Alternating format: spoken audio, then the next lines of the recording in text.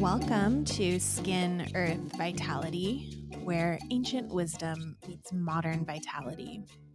I'm Emily Davis, a holistic esthetician and herbalist, and I'm pleased to invite you to join me as we unlock the secrets of ancient skincare practices as we explore the beauty of seasonal living, herbalism, and true holistic well-being for you and the broader ecosystem. Thank you so much for spending your time with me today. I don't take that lightly. I'm so grateful. As we begin, I want to invite you to take a deep breath. Drop your shoulders if they've climbed up near your ears. Unclench your jaw if it's feeling tense. And just integrate into the container that we are creating together today. Today's episode is for you if you feel sort of lost when you're walking down the skincare aisle, or if you're depending on the help of the person who works at Sephora or Ulta, or if you feel like you get caught up in influencer on Instagram or TikTok telling you about what skincare works for their unique skin, or even if you are dependent on an esthetician or a dermatologist to tell you what products you should be using on your skin, even if that esthetician is me, especially if that esthetician is me. I want to equip you with the base knowledge that a professional would have so that you can feel empowered when picking skincare for yourself. Obviously, you're not going to walk away from a 30-minute episode having all of the knowledge that a professional would have, but just like Skincare 101. And this is the first in a series that I'm doing that's going to take us into the next couple of weeks, all about how to select the best skincare for your skin. I'm going to be breaking down each product category, starting with cleansers and moving in through the routine that you would be doing step by step, and just getting into the nitty gritty of each product category, what ingredients you should look for, what ingredients I recommend that you avoid from my personal perspective, what specific type of that product would be best for different skin types and skin conditions, which we're going to get into figuring out our skin types and conditions today. So my goal in this series is to remind you that you are your own best healer. And maybe you have an esthetician or a dermatologist who you work with, and that's a fantastic way to resource yourself. But at the end of the day, they are not your healer for your skin. You are. You are your healer. And when you understand your skin better, it's going to make everything that you do with those practitioners all the more powerful, because you're not just being told what to do. You're making informed decisions based on your own discernment. When my clients take the time to really get to know their body and their skin intimately, those are the ones who I see have the best results. So doing this is a wonderful way to add to the professional relationship that you have with your skincare therapist.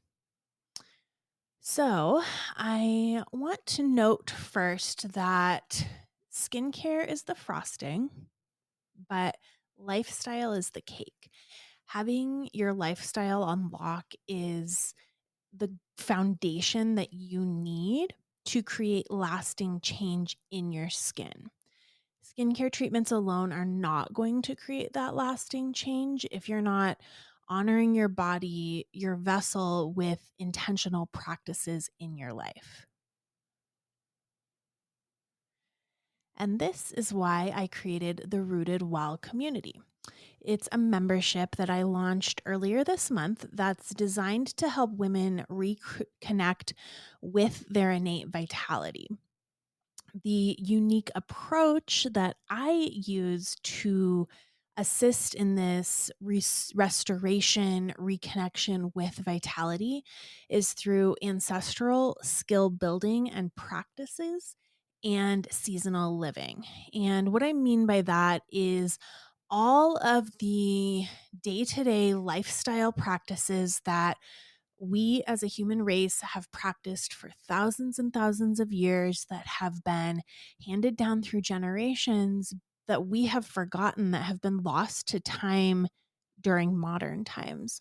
So things like from scratch cooking and kitchen herbalism and fermentation and circadian living and seasonal living, and all of the things that are kind of innate to our human experience that we don't participate in because we live in convenience culture. And there's nothing wrong with convenience, but we are seeing our bodies, our ancient bodies, being afflicted by modern diseases. And I think that we can have a better health outcome, that we can have better skin and restored vitality through getting back to our roots in this way. So, for example, the month of February, the focus is from scratch cooking. And I see this as such a cornerstone in our vitality and, of course, in our skin, because the food that we eat and the way that it comes to us is all a information code. It's a code that we're taking into our being, and we are recreating ourselves with this all the time. So it's not just a group that gives you recipes and challenges you to do it from scratch. It's a space where you can examine the way that you relate to the world and your own body in such a way that fills your cup and reconnects the spark of innate vitality already in there, and that may have been pushed to the side or may have been depleted from sitting under fluorescent lights all day or overextending yourself day in and day out all year round. So, if this sounds like something that you would be interested in, the beta version of the community is currently accepting new members. So you can head to the link in my bio on Instagram. You can head to my website. Of course, I'll put it in the show notes how you can get signed up. And I would so love to see you in there. It's so much fun. Honestly, I made it for myself because I couldn't find something else that was out there like this. And I've loved it. So I hope that you join. All right. So before you start making any decisions about what skincare to buy, we want to have some intention behind it. I'm sure that everyone can relate to wasting their money on the new hot thing only to find out that it maybe isn't a good fit for your skin or it causes issues on your skin. And so, understanding our skin and then understanding what that skin needs is essential. So, in our little crash course on skin today, the first thing that I want to talk about is skin type. And this is like esthetician school 101. This is what you learn on the first day, basically, after sanitation. So, you have your skin type, and that's what you're born with. And then you have skin conditions, and those are your current condition of your skin. So, your skin type is really just where on the scale between oily and dry does your skin sit. And most people are not going to sit on one extreme or the other. They're just going to be somewhere along the middle. And so I have a 4-step process to determine where on that spectrum your skin is. And what you want to do first, step 1, is begin with a clean face. So gently cleanse your skin with a mild cleanser, not one that burns your skin off. We want one that's going to uh, not affect it as much as possible. So a very mild cleanser. And then step 2 is to wait. You want to wait at least an hour to let your skin adjust and normalize. And then step 3 is probably the most difficult of all of these steps. But you want to observe and evaluate your pores objectively. So the small openings in your skin. And definitely don't do this in a magnifying mirror. Don't do anything with a magnifying mirror. It's not doing you any favors. So in just a regular mirror, you're going to look at your pores and you're going to determine if they're on the larger side or if they're on the smaller side. And it may be helpful to get on Google and Google the difference between large pores and small pores so that you can have a frame of reference. And you may notice that you have larger pores in the T-zone. Maybe you have smaller pores on the outside, but get a good look and a good evaluation. And then step 4 is to assess the texture. So gently feel your skin's texture with your fingertips. Notice if there's any oily residue after that hour is over. Notice if it's dry feeling, if it's rough or tight. And just take note of all of these things. And if you find that your pores, aka the hair follicle, if you find that those are larger, then that generally means that you tip towards the more oily side of that scale. And if your pores are less visible to almost invisible, then you are going to tip towards the drier side of the scale. If you noticed that you have an oily residue after an hour, that's a good sign that you are more oily. And if it felt really rough, if it felt really tight, that's a good sign that you're probably more on the dry side. It's much more rare for somebody to have a true oily skin. Dry skin is more common. But of course, that's not to say that there's not oily skin types. So after you've determined this, it can help you with your product selection. And sit tight, stay tuned for the next couple of episodes, especially the oil episode, the moisturizer episode. That will really help you to determine what ingredients are appropriate for this skin type. But this is a really great place to start and a great place to feel empowered with your skin. So, your skin type is your type. Generally speaking, it sticks with you for life.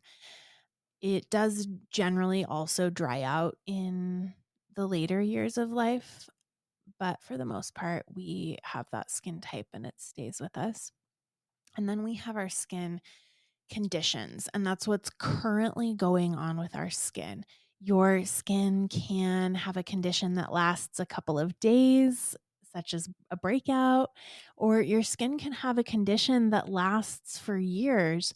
And these are the things that you're generally trying to work on with an esthetician or potentially with a dermatologist. This is like where you will target your skincare if you are trying to make changes with your skin. So, the most common skin conditions include acne and congested skin. This is characterized by the formation of breakouts or blackheads or whiteheads. And acne occurs when hair follicles become clogged with oil and dead cells. This can occur in both dry or oily skin. So that's why it's important to determine your skin type first, because you can have acne and you can have dry skin, and you can also have acne and you can have oily skin. And the way that you choose the ingredients and the products is going to be totally different. I always think of Proactive with this. I don't even know if they still make Proactive.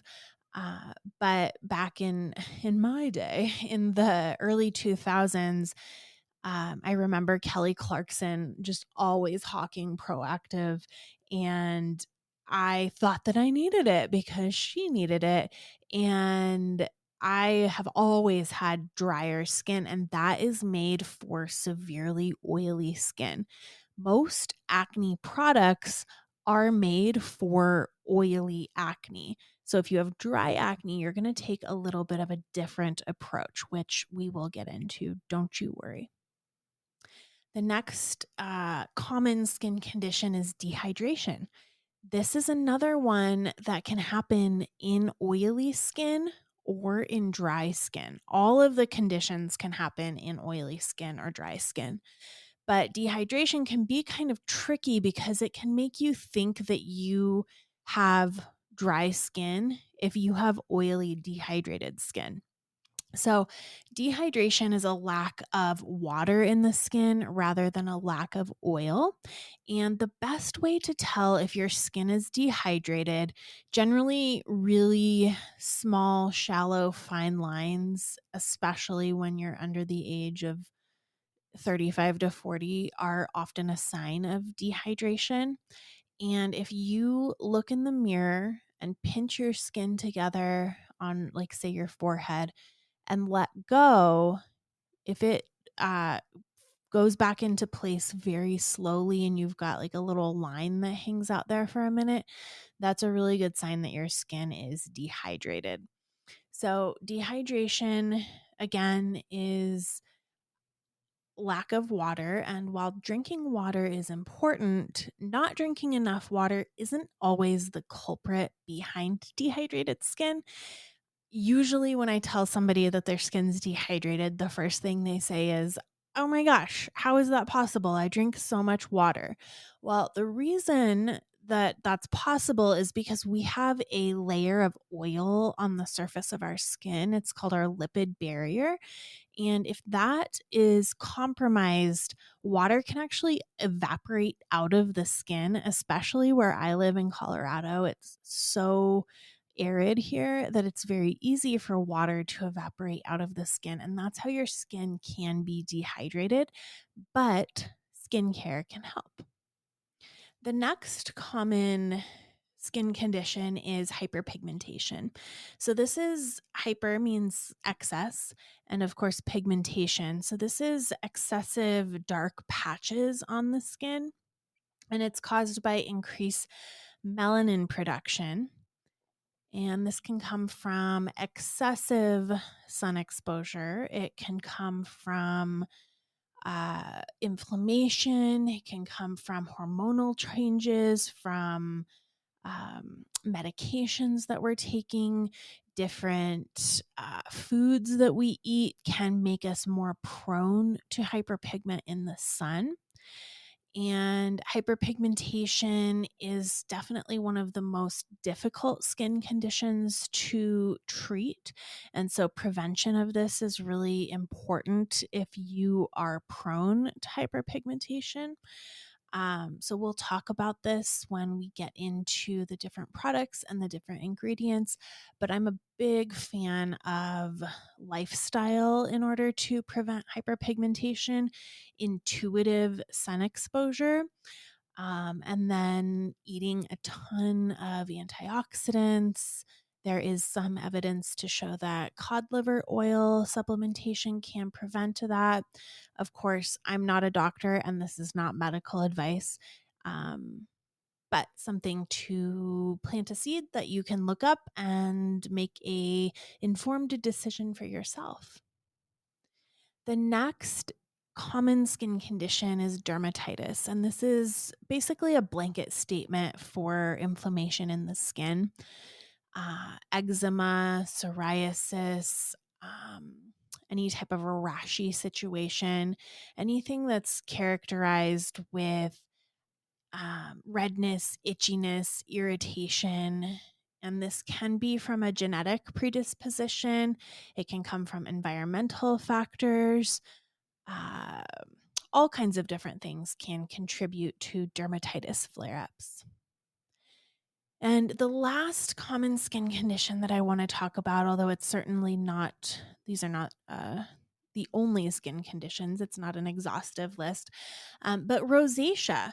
Rosacea leads to facial redness. Generally, you'll see visible blood vessels at the onset of rosacea. Sometimes it can look like acne.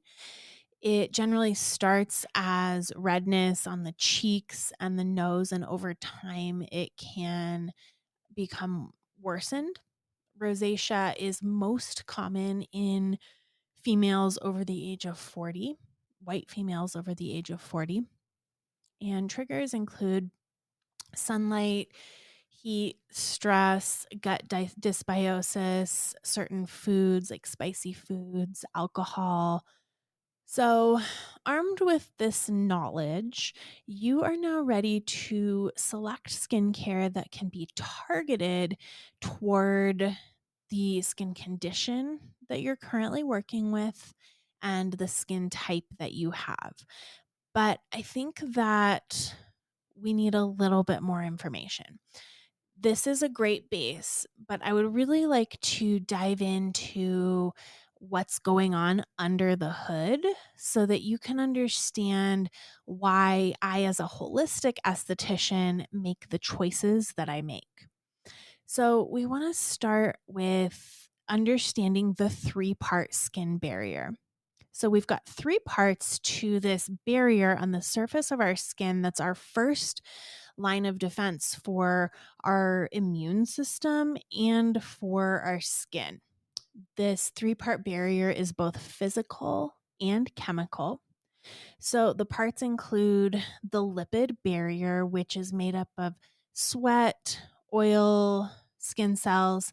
And this is a physical barrier that is the one that I was talking about before that keeps water from evaporating out of the skin. It's the lipid barrier. The second part is a diverse ecosystem of microbes. This is your skin's microbiome. So, just like your gut has a microbiome, our skin also has a microbiome. And this is both physical and chemical because these microbes repel unwanted microbes, but they also send chemical messages like little text messages to the skin cells below. And it's really cool because your skin's microbiome also talks to your gut microbiome through hormone signaling, and they communicate back and forth, which I just think is so cool.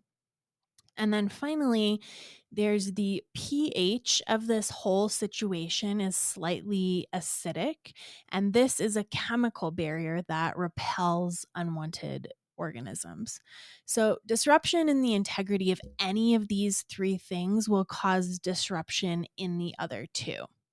And understanding the state of your skin barrier will help you to make more informed decisions about what skincare products are going to support you best. So, the signs of a disrupted barrier or signs that your barrier needs a little love include chronically red or inflamed skin, dull, lackluster, or rough texture. If you have a slow wound healing response, so if you get a breakout and it is really slow to heal, that's a great sign that your skin barrier is disrupted. If you have rosacea, eczema, any type of dermatitis, psoriasis, if you have acne and breakouts, or if your skin is dry and dehydrated, those are all signs that your skin barrier needs a little love. And this is very common. A lot of conventional skincare products disrupt your skin's microbiome. And not to be a fearmonger in any way, but even the chlorine that we shower with, chlorine is an antibiotic. And so it's going to be killing the microbes on the surface of your skin, and it can disrupt your skin barrier as well. So it's very, very common to have a disrupted skin barrier. It's one of the first things that you want to address if you're trying to heal any form of skin condition. And I will talk about what you can do. So keep tuning into the series, and I'll talk about what you can do when it comes to skincare for healing your barrier. So, aside from the barrier, I also want to discuss skin cells and the cell to cell communication that is really important. So, our skin cells all talk to each other, and they basically are, again, texting each other all day long so that they can effectively work together, so that they can repair damage and prevent dark spots and prevent different issues like acne and dermatitis. So we want to support their ability to talk together. So this gets back to lifestyle, a healthy diet rich in antioxidants, healthy fat, adequate hydration, effective sleep and rest. These are all going to support the cell to cell communication.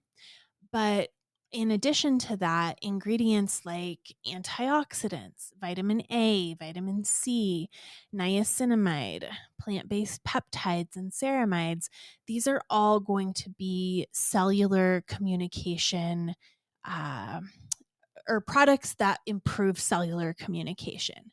And I will do an entire episode on microneedling, but microneedling can also improve cell to cell communication. And then finally, I want to talk about the hydration of your skin cells. So, just like how you need water to stay hydrated and healthy, your skin cells do too. When they're hydrated, they're plump and happy, and your skin looks fresh and dewy. Plus, hydrated skin cells can talk better together and they can do their job more effectively. So, this does have to do with good quality hydration. So, meaning enough water intake, enough mineral intake, and sunlight at the right times of day. But in addition, topical hydration is also important. So, you can't just put oil or balm on your skin, it needs to be mixed with a water based tonic like a flower water or a hydrosol. And I'll get into that in the serums and tonics episode in a couple of weeks. But we want to be sure that we are supporting this hydration. We also want to support the skin cell membrane. The membrane is like a gatekeeper for each cell, controlling what goes in and what goes out. It's like this little fat layer on the outside, and it's permeable. So it lets some stuff in, it lets some stuff out, but we want to make sure that our hydration is on point so that it doesn't become brittle and ineffective. So, hydration, like I was just talking about, topically and internally. And then we also want to make sure that we're taking in enough healthy fats and that we're applying high quality fats to the surface. So, the final thing that you're going to want to understand is a little bit about cosmetic ingredient decks. And so that'll be part of this series. I'll be talking about what you'll look for on the ingredient decks, what ingredients are helpful, what ingredients you should steer clear of.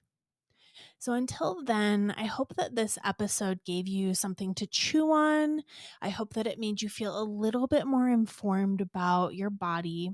And I hope that it got you excited to break down each product type moving forward. If you enjoyed it, if you felt that this helped you, I would really appreciate it if you would share it with somebody who you think could also benefit. And I will chat with you again next week.